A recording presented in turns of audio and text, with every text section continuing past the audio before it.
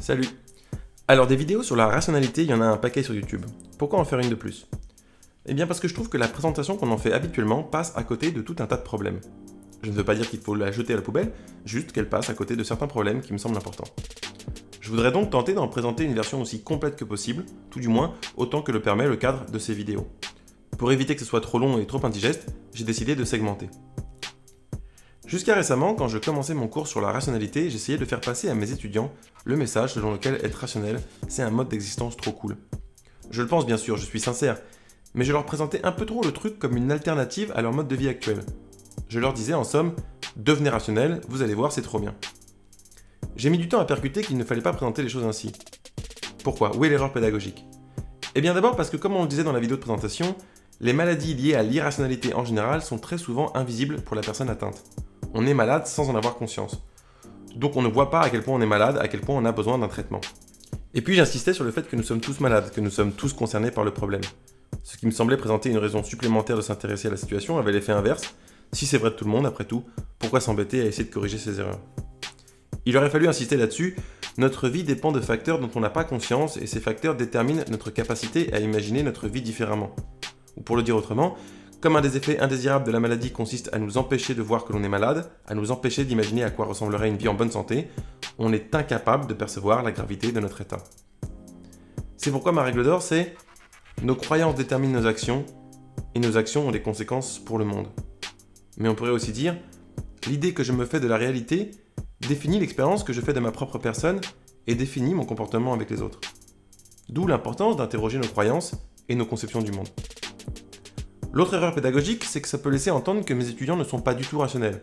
Ça fait du mode d'existence rationnel quelque chose de lointain, de pleinement différent. Or, ce n'est évidemment pas le cas. Personne n'est 0% rationnel.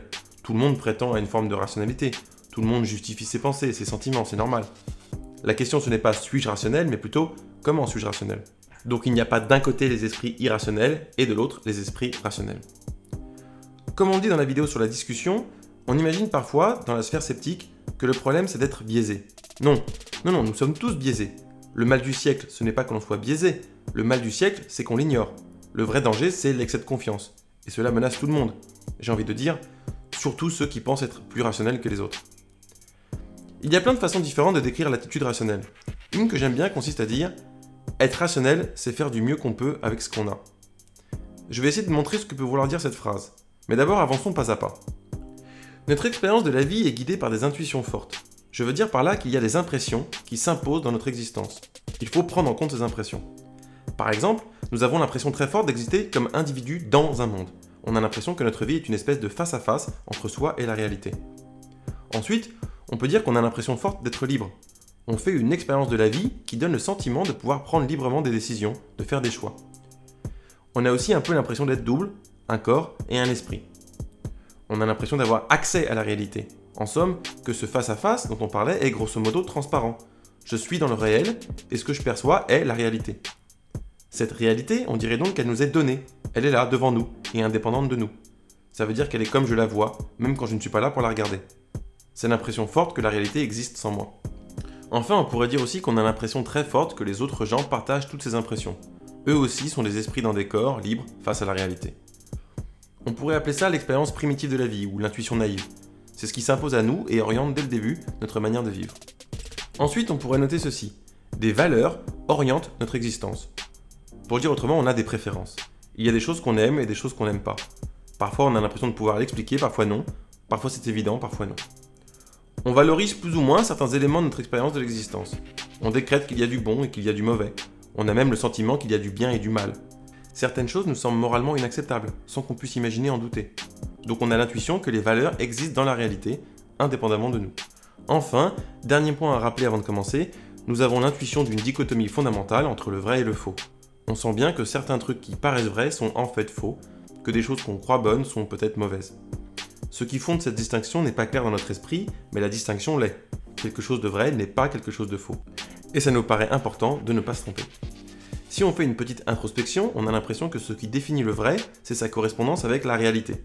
Par exemple, si on découvre qu'on se trompait sur quelque chose, on peut formuler ça ainsi. Je croyais que c'était bon, mais en réalité c'était mauvais. Ou je croyais qu'il y avait un éléphant rose devant moi, mais en réalité c'était un reflet. En fait, tout ceci, ça introduit la conscience de l'erreur. On peut se tromper. Aussi, les points 1, 2 et 3 sont liés. On associe une valeur à la vérité et à l'erreur. La vérité dépend de la réalité. Et on pense, il vaut mieux ne pas se tromper sur la réalité.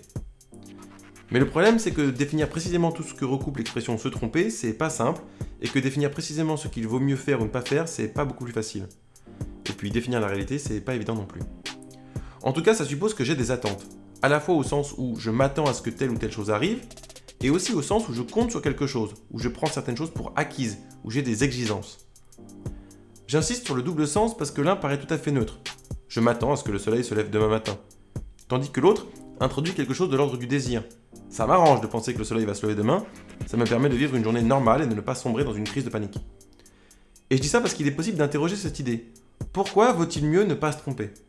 On pourrait être tenté de dire parce que ça aide à survivre. Par exemple, si on veut rester en vie, il vaut mieux ne pas se planter de champignons. Mais aujourd'hui, les moments où les erreurs de jugement mettent directement en cause la survie de l'individu sont plutôt rares. Alors, pourquoi vaut-il mieux avoir des croyances vraies? J'ai peur qu'on ne se pose pas assez souvent cette question. Quel rôle joue la croyance dans nos vies, dans nos objectifs? Ou plus largement, quelle est la valeur de la vérité? Cette question est vertigineuse, je le reconnais, mais en même temps, ce vertige indique son importance. Pourquoi faire comme si ça allait de soi? Pourquoi ceux qui se revendiquent de l'esprit critique passent-ils beaucoup plus de temps à déconstruire les croyances des autres qu'à clarifier le rapport qu'ils ont à la notion de vérité? Après tout, des gens très sérieux donnent une fonction différente à la vérité. On peut débattre de ce qu'est la vérité ou de la question de savoir si elle doit être un objectif. Alors je trouve un peu gonflé que certains chevaliers de l'esprit critique fassent comme si ça ne posait pas de problème particulier, comme si on visait évidemment tous la même chose. La discussion entre Pascal Angel et Richard Rorty montre bien d'ailleurs qu'on peut s'opposer radicalement sans se mépriser pour autant. On a trop souvent tendance à partir dans une enquête critique des croyances en supposant que notre base est suffisamment solide pour soutenir cette investigation, alors même qu'on ne s'est pas vraiment confronté aux questions fondamentales relatives à la signification d'un énoncé ou de ses conditions de vérité. Bref, quel est le danger? L'erreur? Le faux? La tromperie? Le mensonge? Contre quoi se bat-on? Il est bien naïf de brandir la quête de vérité comme réponse universelle.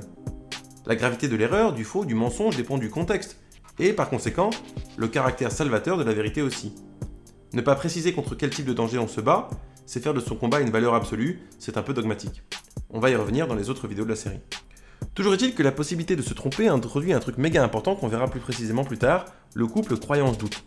Disons ceci pour le moment. La possibilité de se tromper introduit le verbe croire à la place de savoir. Si je ne peux pas me tromper, je sais. Si je peux me tromper, je crois. Attention, on peut défendre l'idée qu'il n'y a rien dont on ne puisse être absolument certain. Disons qu'ici, par impossible que je me trompe, j'entends les choses dont on ne pourrait pas imaginer pouvoir être davantage certain.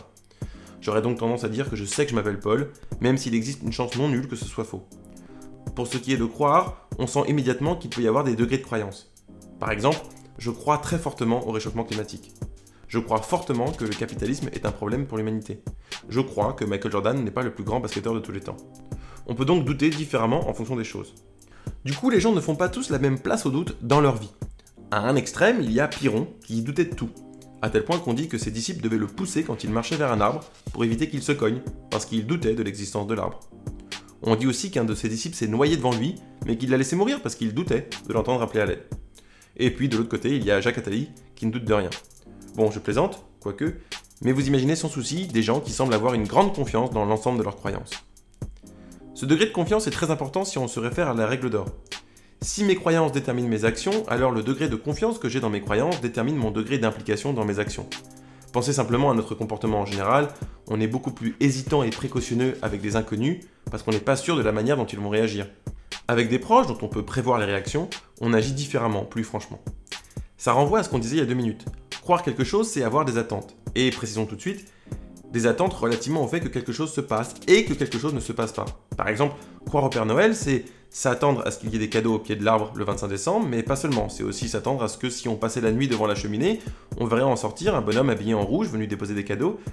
Et c'est aussi s'attendre à ce que les cadeaux ne soient pas placés sous le sapin par un adulte de la famille. Pour prendre un exemple un tout petit peu plus sérieux, croire dans la gravité, c'est s'attendre à ce qu'un objet tombe si je le lâche, et aussi s'attendre à ce que toute autre chose que sa chute ne se produise pas. C'est ce qu'on avait évoqué dans la vidéo sur la compréhension avec l'histoire du prof de physique et de la plaque de métal. Croire à la conduction thermique, c'est s'attendre à un certain phénomène et s'attendre à ce que le phénomène inverse ne se produise pas. Ces exemples sont très simples, mais il faut remarquer quelque chose immédiatement. Une croyance qui n'est attachée à aucune attente est une croyance très fragile. En fait, c'est même une croyance irrationnelle ou une contradiction, en un sens très précis, parce que si croire en X ne détermine en rien mon expérience du monde, alors cela équivaut au fait de croire non X. Si croire que l'eau mouille ne suppose pas de s'attendre à ce que mes vêtements soient trempés si je prends une douche tout habillé, alors la croyance que l'eau mouille est vide. Elle est vide parce qu'elle ne décrit rien. Elle dit la même chose que l'eau ne mouille pas. Ça vaut pour tout un tas de trucs. Croire qu'un ami est gentil, c'est par exemple s'attendre à ce qu'il ne veuille pas me blesser volontairement. Si croire en la gentillesse de quelqu'un n'empêche pas de s'attendre à ce qu'il soit volontairement blessant, cette croyance est vide de sens. Parfois, on n'a pas les moyens de vérifier, en tout cas immédiatement. Croire que le capitalisme est un problème pour l'humanité, c'est en tout cas s'attendre à ce qu'il existe un modèle économique davantage favorable pour l'humanité. Et donc, le degré de croyance implique le degré d'attente. Plus je crois avec certitude, plus je m'attends à ce que quelque chose se produise et ou ne se produise pas.